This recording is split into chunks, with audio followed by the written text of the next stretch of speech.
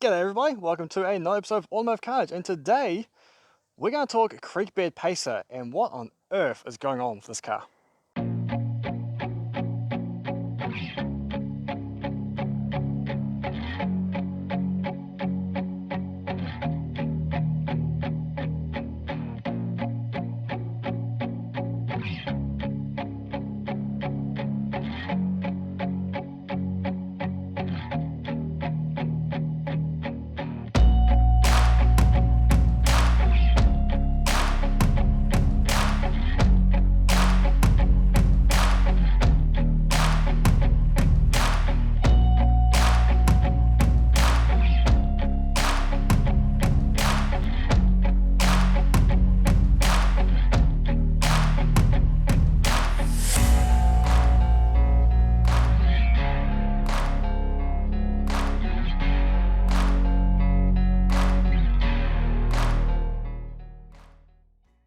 Yes, g'day everyone, my name's DJ and thank you for joining us on another episode of Automotive Carnage. Today, you join me quite literally inside the Creekbed Pacer, and this was meant to be quite a large project for this channel, and today I'm going to give you guys a bit of a rundown as to why you haven't seen it for quite a few months. But first, before we get into all of that story, I just want to take a moment to say thank you to all of you lots for subscribing and watching this channel. We have just hit 10,000 subscribers and I'm absolutely over the moon. I was dancing quite literally all day yesterday with just the excitement that finally we have got to a point where I've been aiming for about the last year or so to get that 10,000 subscriber count. And thank you so much to everyone who has jumped on and stuck with us from the very beginning. So just, yeah, a massive thank you so much. And don't worry, we're going to keep going with Automotive Carnage and hopefully bring you some more great content. We've got some really cool ideas coming up. But before we get into other massive ideas, because you can see behind me, there's plenty of other ideas that haven't gone anywhere yet.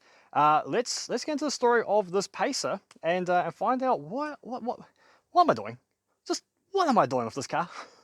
So for those of you who may be new to the channel or need a quick recap, this is my 1969 VF Valiant Pacer, one of only 4,500 ever made, and it's called the Creekbed Pacer because we quite literally found it in an old creek. A couple of years ago, me and my mates were out bushwhack hunting and we came across this sitting in the creek. Now, being relatively complete and having some key Pacer parts still left on it, we knew we had to rescue it. So we dragged it home and it's been sitting in this yard ever since, waiting for its chance to be restored.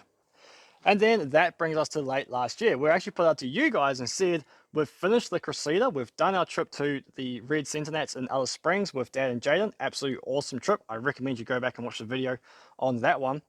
And said, what do we do next? We like to have a big project on the channel at all times that challenges my skills as a fabricator, as a mechanic, as just someone who likes to build cars. And you all voted for the Pacer, which happened to be one of the biggest projects I had to choose from. Yes, you have definitely going to test my skills because I've never done a ground up restoration, and that is what this Pacer deserves. So what came next was me starting to pull this vehicle apart and got it to the stage where it is now. We have got it pretty much down to a bare shell. There's only the dash and the pedals left to pull out of it, and we can really see the extent of the rust as in this vehicle. Now this project would not be possible without Graham from XA Coupe Guy for giving me the knowledge and teaching me via phone calls and messengers how to actually unstitch an entire floor and then stitch in a new one. That's going to be a big job, but we have started and it is going pretty well. So I suppose you're wondering, why is it that you haven't seen any of that work progress? Why haven't you seen me starting to unstitch the floor? Why haven't you seen the engine get pulled out of this car?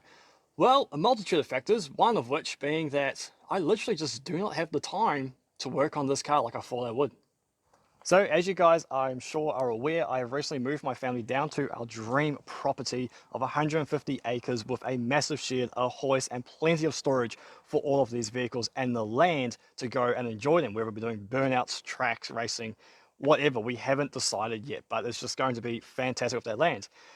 That is no longer where I work. So now I've moved to a FIFO roster. So a couple of days I spend down at home and a couple of days I spend out here in the goldfields working at my shop behind me. Now the plan was I'll take most of my vehicles down to the farm and work on them down there, and I'll leave the Pacer here so I can work on it in my off time when I'm not operating at work.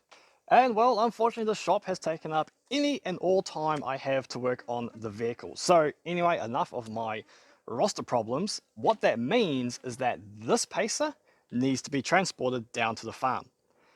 That's going to be hard considering I have just taken the entire driveline out of it and there's nothing but a shell. So what we're going to have to do is we're going to have to make up some sort of a rolling frame that this shell can then sit on, be strapped to, and then that will be transported on the trailer down to the farm. And as it turns out, I will have 22 days off work because I have to take annual leave. So that, I'm going to forget how to work by the end of that. But anyway, what that means is we're going to have a lot of time in the next couple of weeks to work on various vehicles. And one of them is going to be getting this vehicle down to the farm. I really still love this project. Don't worry guys, don't worry you Valiant people. This Pacer will be restored. It will be turned into a nice clean street car. And we will get there. We have got some absolutely awesome people on board to help us build this vehicle, and I cannot wait to truly get stuck into it without having to worry about work, without having to worry about weather. As you can see, we're outside. It's recently rained today, so that put heed to any work being done today. I say that as the sun comes out, but anyway, this car will be built. It's just going to take a long time, as I said when I first revealed the project. I'm thinking at least 2 years before we will see this on the road. Now, the reason I say that is let me show you some of the extra rust that we have found. For a car that's been left in the creek for since, I dare hazard a guess, at the early to mid 90s, judging by the relics I found in this vehicle while cleaning it out. It's actually it's got surprisingly little rust in it. So let me show you what we have done so far. Okay, so we're going to start at the rear quarter here and start with the rust that we do know of. Both rear quarters are gone, but that's not too bad because you can get patch panel for those, so I'm not concerned about that. Moving into the boot here, we've found some more rust on this side. Again, we do have a donor body that has these parts, I believe. If not, I'm pretty sure there are patch panels, and they are pretty standard VF Valiant parts. So they're not they're not Pacer specific, so that's really handy. We come around this side now, we've got, again, rust in the lower quarter there.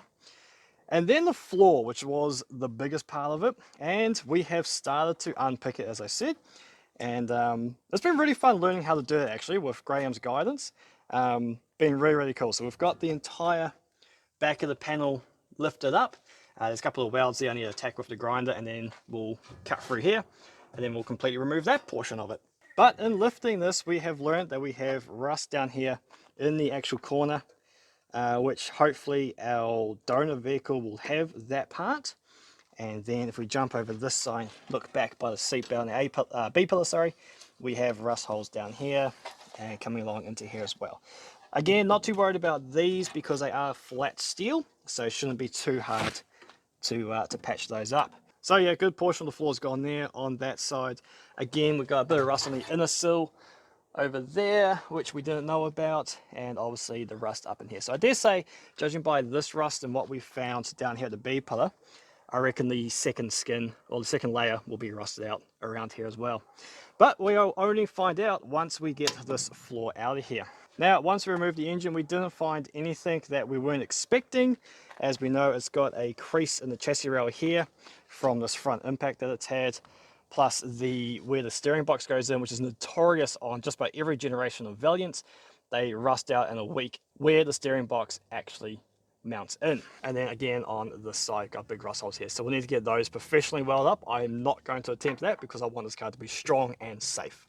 And then speaking of the engine, here is the matching numbers engine and gearbox. Now, nothing interesting to report here. It's all as we expected, and luckily there is no holes in the blocks, no legs out of bed or anything like that. It is pretty tidy, again, considering it's been sitting in the creek for a very long time. So we will do an episode of stripping that down and seeing what we find inside and seeing if that block is even usable. I really do hope so, because I want to keep this vehicle matching numbers and keep the slant 225 in there. Rightio, what else we got going on? This is definitely a very large project that I am not ready for, much like the Cressida. We learned in hindsight after finishing the Cressida and doing the 5.4 litre V8 swap on that and trying to source only parts from Bushrex that I bit off way more than I could chew, and I just had to chew like hell. We learned a lot. It took a lot longer than anticipated, but we got there in the end, and yeah, learned a lot of cool skills from that. So going into this one, I knew it was going to be big, so setting a realistic timeline of 2 years. Fingers crossed we can get it done sooner than that, but expect 2 years to see this car on the road. And what will help us with that is that we have some really cool sponsors on board. So first off, we have Hemi Performance have sent us a whole bunch of parts that we need to make this a rolling chassis. We are talking brakes, hubs, wheel bearings for inside the diff, suspension components, just so much stuff, and all brand new top quality gear. Just yeah, a huge shout out to Hemi Performance. If you do have a Chrysler, I no doubt you already know the company. I will stand by them. They are absolutely fantastic. And like some of the other builds we've had on the channel, including the Dodge 106C and the daily driven Prado, we have pedal suspension from Cannington, helping us out with our shocks and springs and all that kind of stuff. So a huge shout out to them as well. If you need suspension components and you are in WA or even around Australia for that point, give the boys down at Pedal Suspension in Cannington a call and tell them Automotive Carnage sent you. So thank you very much to those boys as well. So yes, this has pretty much just been a whole lot of talking in this episode, but it has been a question that keeps popping up in the comments. Where's the Pacer? What's happening to the Pacer? Get some work done on the bloody Pacer. Yes, work has been done.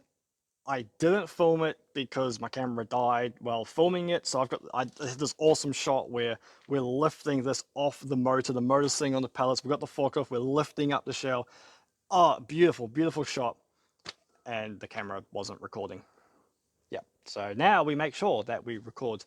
Again, thank you so much to everyone for subscribing. Thank you to everyone who has shared, and thank you for everyone who has commented. Your positive comments are absolutely amazing to read. I love reading every single one of them. I try to respond to them all, but don't always get around to it. 10,000 subscribers. Let's make it 20,000 next. I am so excited. And yeah, we'll catch you guys on next episode of Automotive Carnage. Thank you very much.